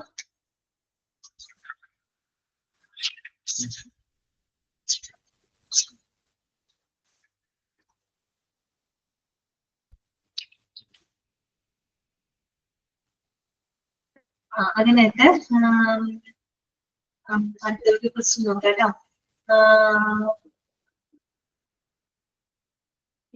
JCA ഇമ്പോർട്ടന്റ് ആണ് കേട്ടോ അതിനകത്ത്. ഓക്കെ, JCAയുടെ ഫുൾ ഫോം ചോദിച്ചിട്ടുണ്ട്. Joint commission international. എന്നാണ് JCA എസ്റ്റാബ്ലിഷ്ഡ് ആയത്? JCA was established in dash എന്നായിരുന്നു? 1990s-ലാണ്, 1990-ലാണ്. അതുപോലെ നമ്മള് JCAയുടെ കാര്യം NABH പഠിക്കുന്ന പോലെ തന്നെ JCA പഠിച്ചപ്പോ നമ്മൾ JCAയുടെ അക്രഡിറ്റേഷനുള്ള എത്ര ഹോസ്പിറ്റലുകൾ ഉണ്ട് എന്നുള്ള കാര്യങ്ങളൊക്കെ ഇവിടെ ഈ പോയിന്റ് ഇല്ലേ, ഇൻട്രൊഡക്ഷൻ ടു JCA, അത് ഇമ്പോർട്ടന്റ് ആണ് കേട്ടോ. ഇന്ത്യയിൽ 21 ഹോസ്പിറ്റലുകളാണ് JCA അക്രഡിറ്റേഷൻ ഉള്ളത് കേട്ടോ. ടോട്ടൽ ഇന്ത്യയിൽ മൊത്തം എടുക്കുകയാണെങ്കിൽ, ഇന്ത്യയിൽ മറ്റുള്ള കൺട്രീസിൽ നോക്കുകയാണെങ്കിൽ 820 കേട്ടോ. ഇന്ത്യയിൽ മാത്രമല്ല, ഓൾ ഓവർ ദ വേൾഡ് 820 ഹോസ്പിറ്റലിനാണ്. ഇന്ത്യയിൽ മാത്രം 21 ഹോസ്പിറ്റൽ. ചോദ്യം വന്നിട്ടുണ്ട് ക്വസ്റ്റ്യൻ നോക്കിയപ്പോ, how many hospitals work under the JCA? എത്ര ഹോസ്പിറ്റൽസുകളാണ് JCAയുടെ അണ്ടറിൽ എന്താണ് JCA അക്രഡിറ്റേഷൻ ഉള്ളത്? അപ്പൊ അത് സ്പെസിഫൈ ചെയ്ത് ചോദിച്ചിട്ടില്ല, ഇന്ത്യയുടെ ആണെന്നോ മറ്റുള്ള അങ്ങനെ ചോദിച്ചിട്ടില്ല. ഹൗ മെനി ഹോസ്പിറ്റൽ എന്ന് ചോദിക്കുമ്പോൾ ഓൾ ഓവർ ദ വേൾഡിന്റെ കണക്കാണ് എടുക്കേണ്ടത്. അപ്പൊ 820 ആണ് കേട്ടോ. അതുപോലെ എടുത്ത് ചോദിച്ചിരുന്നു, how many hospitals work under JCA in India? ഇന്ത്യയിൽ ചോദിച്ചപ്പോ 21st ആണ്, സോറി 21 ആണ് കേട്ടോ. പിന്നെ നമ്മള് അവിടെ ഇതുപോലെ തന്നെ എക്സ്പാൻഷൻസ് നമ്മൾ പഠിച്ചു വെക്കണം കേട്ടോ. അതായത് നമ്മള് ഇങ്ങനെയുള്ളത് IPST, ACC, TFR, AOP, COP, ASP അങ്ങനെയൊക്കെയുള്ള എക്സ്പാൻഷൻ ഫോമുകൾ ചോദിച്ചിട്ടുണ്ട്, ചോദിച്ചു കണ്ടിട്ടുണ്ട്. അപ്പൊ അതൊക്കെ നോക്കട്ടെ. എക്സ്പാൻഡ് MPE എന്താണ്? Medical professional education. HCO, expand HCO എളുപ്പമുള്ളതാണ്. എന്താണ്? Health care organisation. Expand SHCO, small health care organisation അല്ലെ? ഓക്കെ. അപ്പൊ അതൊക്കെ പ്രത്യേകം ഒന്ന് നോട്ട് ചെയ്ത് വെക്കുക കേട്ടോ. അതുപോലെ എക്സ്പാൻഷൻ ഓഫ് ROM എന്താണ്? റെസ്പോൺസിബിലിറ്റി ഓഫ് മാനേജ്മെന്റ് കേട്ടോ. അപ്പൊ ആ രീതിയിലുള്ള ക്വസ്റ്റ്യൻസ് ആണ് കണ്ടേക്കുന്നത്. പിന്നെ ഫോർമുലകൾ നമ്മൾ പഠിച്ചിരുന്നു. ഫോർമുലകൾ 32 എണ്ണം പഠിക്കല് ബുദ്ധിമുട്ടാണ്. എങ്കിലും മാർക്ക് ചെയ്തതൊക്കെ നിങ്ങൾ പ്രത്യേകം നോട്ട് ചെയ്ത് വെക്കണം കേട്ടോ. മാർക്ക് ചെയ്ത് ഞാൻ തന്നെയായിരുന്നു, കുറച്ച് ഇമ്പോർട്ടന്റ് ആണ് എന്ന് പറഞ്ഞ് മാർക്ക് ചെയ്ത് തന്നിരുന്നു.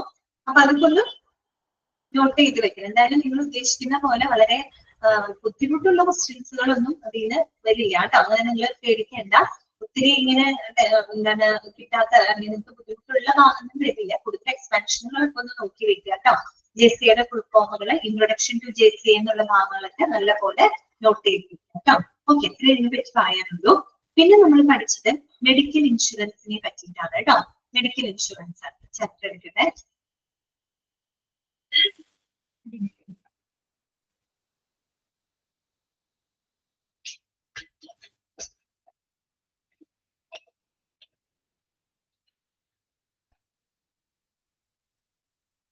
അയ്യോ, അതിന്റെ ആ ചാപ്റ്റർ ഇല്ല കേട്ടോ, അതിനകത്ത് കിടപ്പില്ല. കുഴപ്പമില്ല, അപ്പൊ നമുക്കൊന്ന് ഡിസ്കസ് ചെയ്യാം. നിങ്ങളൊന്ന് ശ്രദ്ധിച്ച് കേട്ടിരുന്നാൽ മതി കേട്ടോ. മെഡിക്കൽ ഇൻഷുറൻസുമായിട്ട് ബന്ധപ്പെട്ട് വന്ന കുറച്ച് ക്വസ്റ്റ്യൻസുകൾ, മുൻവർഷ ക്വസ്റ്റ്യൻസുകൾ നമുക്കൊന്ന് നോക്കാം.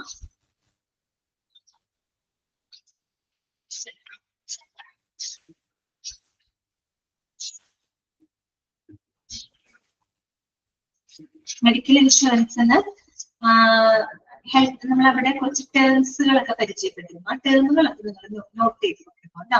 ഇൻഷുറർ ആരാണ്, അല്ലെങ്കിൽ ഇൻഷുർഡ് ആരാണ് അല്ലെ, അങ്ങനത്തെ ഒക്കെ നോക്കി വെക്കണം കേട്ടോ. ഇനി ഒരു ക്വസ്റ്റ്യൻ ശ്രദ്ധിച്ചേ. The person or business that gets compensated if the loss occurs is known as dash. Loss സംഭവിക്കുന്ന വ്യക്തിയെ നമ്മൾ എന്താ പറയാ? ഇൻഷുർഡ് എന്നാണ് പറയാ. ഇൻഷുറർ അല്ല, ഇൻഷുർഡ് എന്നാണ് പറയാ കേട്ടോ. ഇൻഷുർഡ്. ഓക്കെ, ഇൻഷുററും ഇൻഷുർഡും മാറിപ്പോകരുത് കേട്ടോ. അതുപോലെ തന്നെ നോക്കിയേ, claims made by one person against another person's company is termed as dash. Third party claim. നമ്മൾ first party claim, third party claim ഒക്കെ അതിനകത്ത് പഠിച്ചിരുന്നു. അതിന് വന്ന ക്വസ്റ്റ്യൻ ആണ് കേട്ടോ. അതുപോലെ dash is the cover which looks after the hospitalisation expenses based on the maximum sum insured. അതിൽ നിന്ന് ഡയറക്റ്റ് ക്വസ്റ്റ്യൻ ആണ്. എന്താണ്? മെഡിക്ലെയിം ഇൻഷുറൻസ് ആണ് അല്ലെ? Okay. Expanded form of IRDAI. IRDAയുടെ ഫുൾ ഫോം എന്താണ്? Insurance regulatory and development authority of India. Okay. അതുപോലെ തന്നെ ESIയുടെ ഫുൾ ഫോം ചോദിച്ചിട്ടുണ്ട്. എംപ്ലോയി സ്റ്റേറ്റ് ഇൻഷുറൻസ് കേട്ടോ. ESI ഇമ്പോർട്ടന്റ് ആണ്, അത് നോട്ട് ചെയ്ത് വെക്കണം കേട്ടോ.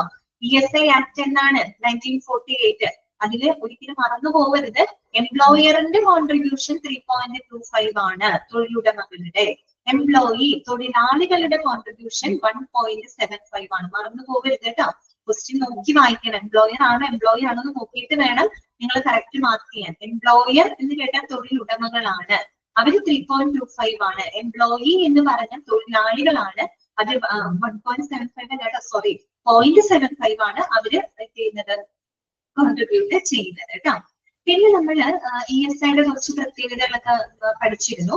അതിൽ നിന്ന് വന്നൊരു ക്വസ്റ്റ്യൻ ആണ്. In order to avail maternity benefits the women have to work for dash days. അല്ലെ, മെറ്റേണിറ്റി ബെനിഫിറ്റ് കിട്ടാൻ വുമൺ എത്ര ദിവസം വർക്ക് ചെയ്യണമെന്നാണ് നമ്മൾ അവിടെ പഠിച്ചത്? അയ്യോ, 180 അല്ല 70 ഡേയ്സ് ആണ് കേട്ടോ. 180 അല്ല 70 ഡേയ്സ്. ചോദ്യം നിങ്ങൾ ശ്രദ്ധിച്ചേ. In order to attain maternity benefit, maternity ആനുകൂല്യങ്ങൾ ലഭിക്കുന്നതിനായിട്ട് ആ ഒരു സ്ത്രീ എത്ര നാള് വർക്ക് ചെയ്തിരിക്കണം എന്നാണ് ചോദിച്ചത്. 70 ഡേയ്സ് ആണ് കേട്ടോ. നമ്മൾ ചോദ്യത്തിന്റെ അർത്ഥം മനസ്സിലാക്കിയിട്ട് വേണം ആൻസർ എഴുതാനായിട്ട് കേട്ടോ. എത്ര നാള് ബെനിഫിറ്റ് കിട്ടും എന്നല്ല ചോദിച്ചത്. അതാണ് 180 ഡേയ്സ് എന്ന് പറയുന്നത്. എന്താണ്, 180 ദിവസം വരെ ആനുകൂല്യം ലഭിക്കുന്നതാണ് പറഞ്ഞത്. അതല്ല, മെറ്റേണിറ്റി ബെനിഫിറ്റ് കിട്ടണമെങ്കിൽ ഈ സ്ത്രീ എത്ര നാള് വർക്ക് ചെയ്തിരിക്കണം എന്നാണ് ചോദ്യത്തിൽ വന്നിരിക്കുന്നത്. അപ്പൊ ഉത്തരം 70 ഡേയ്സ് ആണ് കേട്ടോ. അപ്പൊ അങ്ങോട്ട് മാറിപ്പോകരുത്. നമ്മള് ചെറിയൊരു മിസ്റ്റേക്ക് കൊണ്ട് ചിലപ്പോൾ നമുക്ക് നമ്മൾ അറിയാവുന്നതും കൂടെ തെറ്റിച്ച് വരും കേട്ടോ. അത് ചെയ്യരുത്. അതുപോലെ തന്നെ നമ്മളവിടെ സെൻട്രൽ ഗവൺമെന്റ് ഹെൽത്ത് സ്കീം CGHSനെ പറ്റി പഠിച്ചിരുന്നു അല്ലെ. ഓക്കെ, ഒരു ചോദ്യം ശ്രദ്ധിക്കാം. Central government health scheme provides the health insurance coverage to dash. ആർക്ക് കൊടുക്കുന്നതാണ്? പേരിൽ നിന്ന് നമുക്ക് കിട്ടും അല്ലെ. സെൻട്രൽ ഗവൺമെന്റ് എംപ്ലോയീസിനും പെൻഷനേഴ്സിനുമാണ് അത് കൊടുക്കുന്നത് കേട്ടോ. ഓക്കെ, അതുപോലെ RSBY രാഷ്ട്രീയ Swasthya Bima Yojana came into existence on എന്നാണ് വന്നത് 2008 April 1 അല്ലെ. അതൊക്കെ അതിനകത്ത് ഉള്ളതാണ് കേട്ടോ. അതുപോലെ തന്നെ CGHS ഫുൾ ഫോം എന്താണ്? സെൻട്രൽ എന്തായിരുന്നു? സെൻട്രൽ ഗവൺമെന്റ് ഹെൽത്ത് ഇൻഷുറൻസ് സ്കീമാണ് അല്ലെ. ഓക്കെ, അപ്പൊ അതൊക്കെ ഒന്ന് നോട്ട് ചെയ്ത് വെക്കാം കേട്ടോ. അതുപോലെ തന്നെ the eldest surviving member is given an amount of dash for the funeral purpose കേട്ടോ. അതായത് നമ്മൾ ആ ESIയുടെ ബെനിഫിറ്റിൽ പഠിച്ചിരുന്നു. ഫ്യൂണറൽ പർപ്പസിനായിട്ട് എത്ര തുക കൊടുക്കുന്നുണ്ട്? 15,000. എത്രയാണ്? 15,000 ആണ് കൊടുക്കുന്നത്. അതുപോലെ നെക്സ്റ്റ് ക്വസ്റ്റ്യൻ നോക്കിയേ. The CGHS scheme was introduced in the year dash. CGHS scheme was introduced in the year dash. എന്താണ്? 1954 കേട്ടോ. 1954. Okay, clear. അതുപോലെ RSBY is a health insurance coverage for dash. ആർക്കുള്ളത് RSBY? BPL ആളുകൾക്ക് അല്ലെ, below poverty line ആളുകൾക്കാണ്. Okay, RSBYയുടെ full form പഠിച്ചു വെക്കണം. Okay, പിന്നെ RSBY was introduced by ആരാണ് ഇൻട്രൊഡ്യൂസ് ചെയ്തത്? Ministry of labour and employment, government of India അല്ലെ. നമ്മുടെ ഗവൺമെന്റ് ഓഫ് ഇന്ത്യയുടെ മിനിസ്ട്രി ആൻഡ് ലേബർ ഡിപ്പാർട്ട്മെന്റ് ആണ് ഇന്ന് ഇൻട്രൊഡ്യൂസ് ചെയ്തത്. RSBY ഇൻട്രൊഡ്യൂസ് ചെയ്തത് കേട്ടോ. അതുപോലെ തന്നെ നിങ്ങൾ ഓർക്കേണ്ടതാണ്, നമ്മള് CGHS കാർഡ് പഠിച്ചപ്പോ അതിലൊരു കളർ കോഡുകൾ പഠിച്ചു, മറന്നു പോകരുത് കേട്ടോ. യെല്ലോ കളർ ജേർണലിസത്തിനെയാണ്. അപ്പൊ നമ്മൾ പഠിച്ചില്ലേ, അതൊക്കെ നോട്ട് ചെയ്ത് വെക്കണം കേട്ടോ. അതുപോലെ ഒരു ക്വസ്റ്റ്യൻ ശ്രദ്ധിച്ചേ.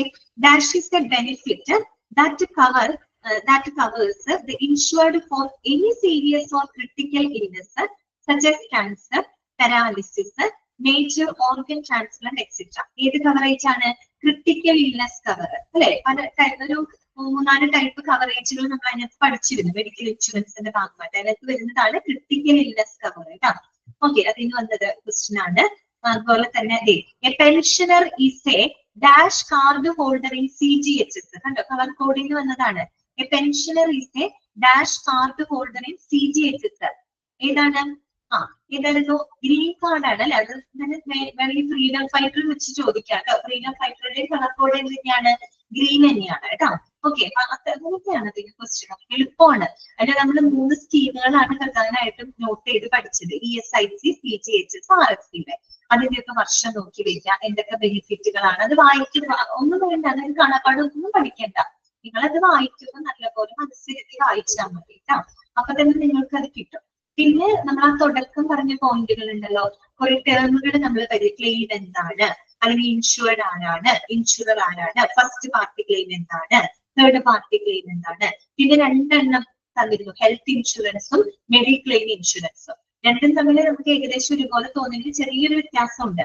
മെഡിക്ലെയിം ഇൻഷുറൻസ് കൂടുതലും ആക്സിഡന്റ് സമയത്തൊക്കെയാണ് വരുന്നത് കേട്ടോ. അപ്പൊ ആ ഒരു ഡിഫറൻസ് മനസ്സിലാക്കിക്കൊണ്ട് തന്നെ അത് രണ്ടും നിങ്ങൾ വായിക്കണം കേട്ടോ. പ്രീമിയം എന്താണ് അല്ലെ, നമ്മൾ ഇൻഷുറൻസ് പ്രൊവൈഡർക്ക് നമ്മൾ മാസാമാസം കൊടുക്കുന്ന ഒരു നിശ്ചിത തുകയാണ് നമ്മൾ പ്രീമിയം എന്ന് പറയുന്നത്. ഓക്കെ, പിന്നെ നിങ്ങൾ വെയിറ്റിംഗ് പീരീഡിൽ ഇരിക്കുന്ന അസുഖങ്ങൾ, അത് നമ്മളിവിടെ പഠിച്ചിരുന്നു കേട്ടോ.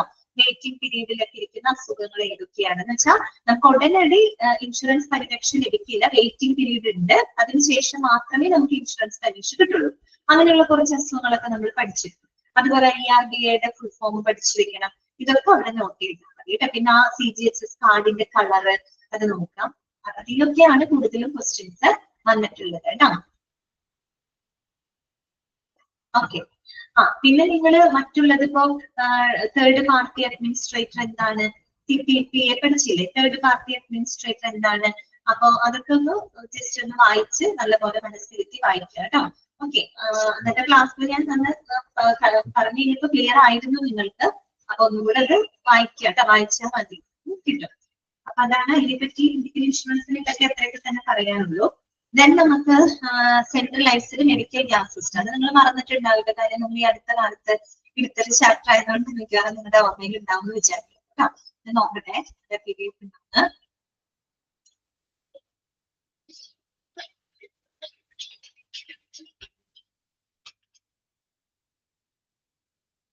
PDF-നകത്തില്ല.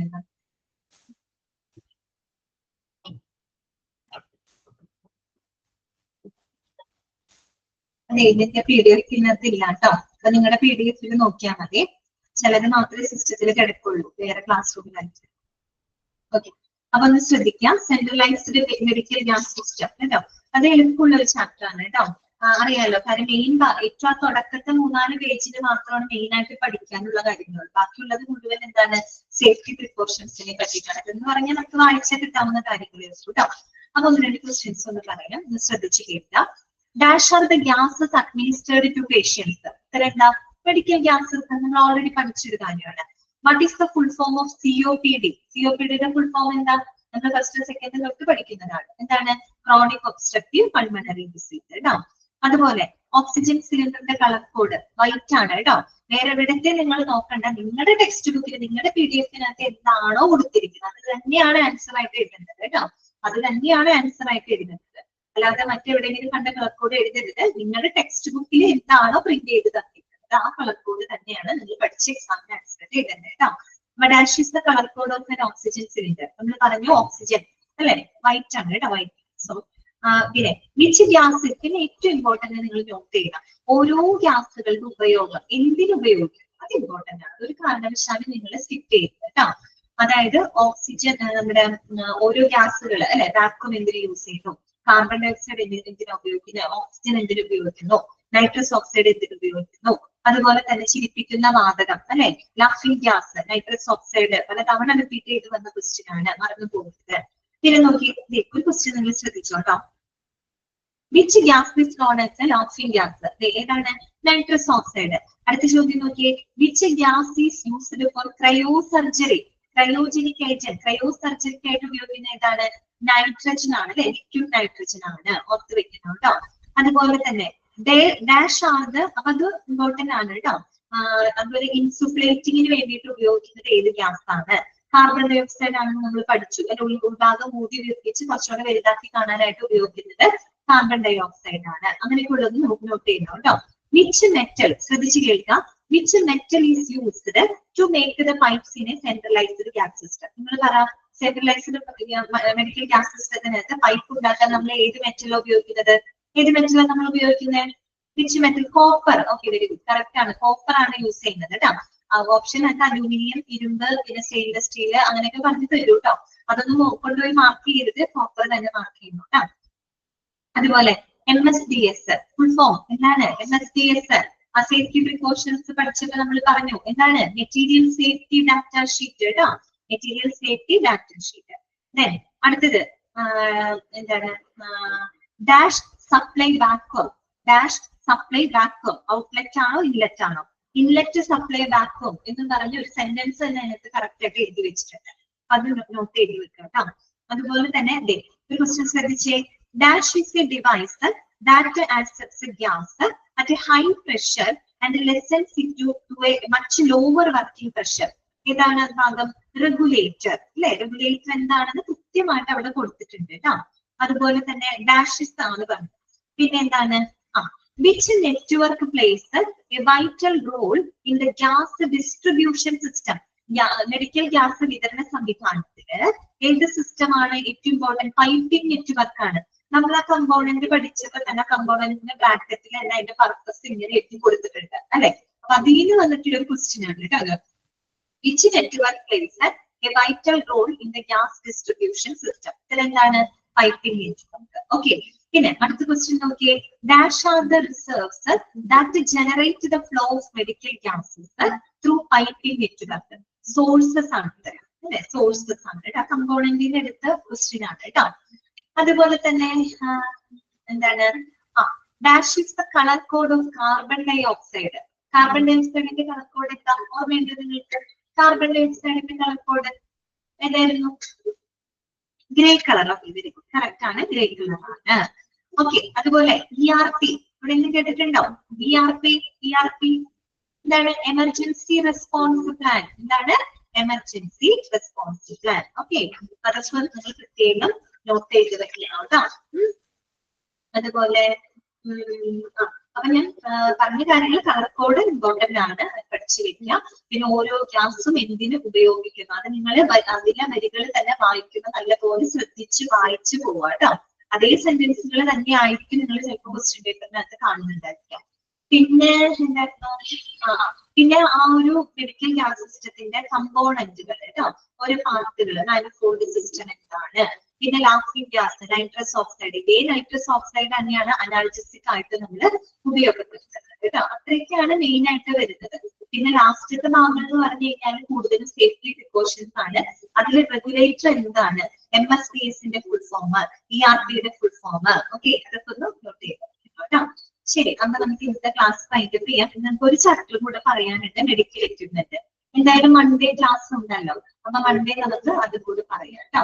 ഓക്കെ, അപ്പൊ ഇന്നത്തെ ക്ലാസ് നിങ്ങൾക്ക് ഉപകാരപ്പെട്ടോ എന്നുള്ളതൊന്നും എനിക്കറിയില്ല, എങ്കിലും ഞാൻ ഈ പറഞ്ഞ ഭാഗങ്ങളൊക്കെ നിങ്ങൾ നല്ലപോലെ ശ്രദ്ധിക്കുന്നത് ഒരു ഐഡിയ കിട്ടാൻ വേണ്ടിയിട്ടാണ് കേട്ടോ പറഞ്ഞത്. പിന്നെ മാത്രമല്ല, പരീക്ഷയെ കുറിച്ച് ആലോചിച്ച് നിങ്ങൾ ടെൻഷൻ ആവുകയോ ഒന്നും വേണ്ട. ഈസി ആയിട്ട് തന്നെ നിങ്ങൾക്ക് പരീക്ഷ അറ്റൻഡ് ചെയ്യാൻ പറ്റും കേട്ടോ. ഒന്നിനെ കുറിച്ച് ആലോചിച്ച് ടെൻഷൻ ആവുമ്പോൾ ഞങ്ങൾക്ക് അത് പഠിക്കാൻ പറ്റുമോ, അല്ലെങ്കിൽ ഞങ്ങൾക്ക് അറിയാത്തോ, അങ്ങനെ ഒന്നും ചിന്തിക്കേണ്ട കേട്ടോ. അപ്പൊ നിങ്ങൾക്ക് നന്നായിട്ട് എഴുതാൻ പറ്റും, അതെനിക്ക് ഉറപ്പാണ്. അതിനുള്ള ഒരു കോൺഫിഡൻസ് ഒക്കെ നിങ്ങൾക്കുണ്ട്, അത്യാവശ്യം കഴിവുള്ള കുട്ടികളാണ്, നന്നായിട്ട് പഠിക്കുക കേട്ടോ. ഞാൻ പറഞ്ഞല്ലോ, നമുക്ക് പല തിരക്കുകൾ ഉണ്ടായിരിക്കും വീട്ടില്, പക്ഷെ എന്താണ് മോക്ക് ടെസ്റ്റ് റിവൈസ് ചെയ്യണം. മോക്ക് ടെസ്റ്റ് റിവിഷൻ ചെയ്യാണെങ്കിൽ നല്ലതായിരിക്കും കേട്ടോ, റിവൈസ് ചെയ്യാണെങ്കിൽ നല്ലതായിരിക്കും. പക്ഷെ ഞാൻ ഈ പറഞ്ഞ കാര്യങ്ങള്, ഇന്നത്തെ ക്ലാസ്സിൽ പറഞ്ഞ കാര്യങ്ങളുണ്ടല്ലോ, അതൊക്കെ ഒന്ന് നല്ലോണം നോട്ട് ചെയ്യണം കേട്ടോ. ഞാൻ പറഞ്ഞ ഭാഗങ്ങള് അതൊക്കെ നിങ്ങൾ വായിച്ചിട്ട് ശ്രദ്ധിക്കാം, എന്നിട്ട് അങ്ങനെ പഠിക്കുക കേട്ടോ. എനിക്ക് തോന്നുന്നു നമ്മുടെ ക്ലാസ്സിൽ അത്യാവശ്യം അന്നേ തന്നെ ക്ലിയർ ചെയ്ത് പോയിട്ടുണ്ട് ക്ലാസ്സുകള്. അപ്പൊ ആ സമയത്ത് തന്നെ ഇന്നത്തെ ദിവസം തന്നെ ഇരുന്ന് ഒരുമിച്ചിരുന്ന് പഠിക്കേണ്ടത്. നിങ്ങൾക്ക് എന്താണ് ഇഷ്ടപ്പെട്ട ചാപ്റ്ററുകൾ ഏതാണെന്ന് വെച്ചാൽ അതെടുത്ത് ഇന്നത്തെ ഒരു ദിവസം നല്ലപോലെ മനസ്സിരുത്തി വായിക്കാം. ഞാൻ പറഞ്ഞത് ഇതൊരു ഡിസ്ക്രിപ്റ്റീവ് അല്ല എക്സാം, ഒബ്ജക്റ്റീവ് ടൈപ്പ് ആയതുകൊണ്ട് തന്നെ നമുക്ക് ഓപ്ഷൻസ് ഉണ്ട് അവിടെ. ആ ഓപ്ഷൻസിൽ കറക്റ്റ് ചെയ്താൽ ഐഡന്റിഫൈ ചെയ്യാനുള്ള ടാസ്ക് മാത്രമേ നമുക്ക് പറ്റൂ. അപ്പൊ അതിന് നമ്മൾ എന്ത് വേണം, വായിക്കുന്ന കാര്യങ്ങൾ മനസ്സിരുത്തി തന്നെ വായിച്ച് എന്താണ് ആ കൺസെപ്റ്റ് എന്നുള്ളത് ക്ലിയർ ചെയ്ത് തന്നെ പോയാൽ മതി. ആ ഒരു ക്ലാരിറ്റി ഉണ്ടെങ്കിൽ നിങ്ങൾക്ക് എന്തായാലും എക്സാം ഈസി ആയിട്ട് നിങ്ങൾക്ക് അപ്പൊ അതിന് ടൈമും കൂടെ വേണ്ട, നിങ്ങൾക്ക് ഈസി ആയിട്ട് മാർക്ക് ചെയ്യാനായിട്ട് പറ്റും. പിന്നെ കുറച്ച് നാളുകളായില്ലേ നിങ്ങൾക്ക് ഇത് പഠിച്ച് തുടങ്ങിയിട്ട്, ആ ഒരു ഫ്ലോയിൽ വരും. അപ്പൊ അതിനെ കുറിച്ച് ആലോചിച്ച് നിങ്ങൾ ടെൻഷൻ ആവണ്ട, നന്നായിട്ട് തന്നെ എക്സാം എത്താനായിട്ട് പറ്റും കേട്ടോ. അപ്പൊ പിന്നെ ഞാനും പ്രാർത്ഥിക്കാം. ഓക്കെ, അപ്പൊ നമുക്ക് മൺഡേ കാണാം കേട്ടോ. ഓക്കെ അല്ലേ നിങ്ങൾ? ഞാൻ അൺമ്യൂട്ട് ചെയ്തിട്ടുണ്ട് കേട്ടോ. ഓക്കെ, അപ്പൊ നിങ്ങൾക്ക് ഞാൻ കുറച്ച് സ്പീഡിലാണ് പറഞ്ഞത് കേട്ടോ, എങ്കിലും നിങ്ങൾ ഒരു കാര്യം ചെയ്താൽ മതി, റെക്കോർഡ് ക്ലാസ് ഒന്ന് എടുത്ത് കേട്ടാൽ മതി കേട്ടോ. ആർക്കെങ്കിലും മിസ്സായി പോയിട്ടുണ്ടെങ്കിൽ അപ്പൊ അതൊക്കെ ഒന്ന് ശ്രദ്ധിക്കുക. പിന്നെ നിങ്ങൾക്ക് ഏറ്റവും ടെൻഷൻ വരാനുള്ള chapter quality assurance, quality management, അതൊക്കെ ഇച്ചിരി ഒരു കട്ടി ചാപ്റ്ററുകളാണ്. പക്ഷെ നമുക്ക് കൂടുതലും അതിന് എളുപ്പമുള്ള ക്വസ്റ്റ്യനുകളൊക്കെയാണ് മുൻ വർഷത്തിൽ വന്നിട്ടുള്ളൂ. എനിക്ക് കണ്ടുകെട്ടി ക്വസ്റ്റ്യൻസ് ഒന്നും വന്ന് കണ്ടിട്ടില്ല എന്ന് കരുതി വായിക്കാതിരിക്കരുത്, വായിച്ചു തന്നെ പോകാട്ടെ. ഞാൻ പറഞ്ഞ കാര്യങ്ങളൊക്കെ നോട്ട് ചെയ്തു. ഓക്കെ, എന്നാ നമുക്ക് മൺഡേ കാണാട്ടെ. മൺഡേ കാണുമ്പോ പറ്റുന്നുണ്ടെങ്കിൽ നിങ്ങൾ കുറച്ചു നേരം ഒന്ന് വീഡിയോ ഓൺ ചെയ്യണം, ജസ്റ്റ് നിങ്ങളൊന്ന് കണ്ടിട്ട് ഹായ് പറയാനാണ് കേട്ടോ, വെറുതെ. ഓക്കെ, എന്നാ അപ്പൊ നമുക്ക് പിരിയാം. Thank you.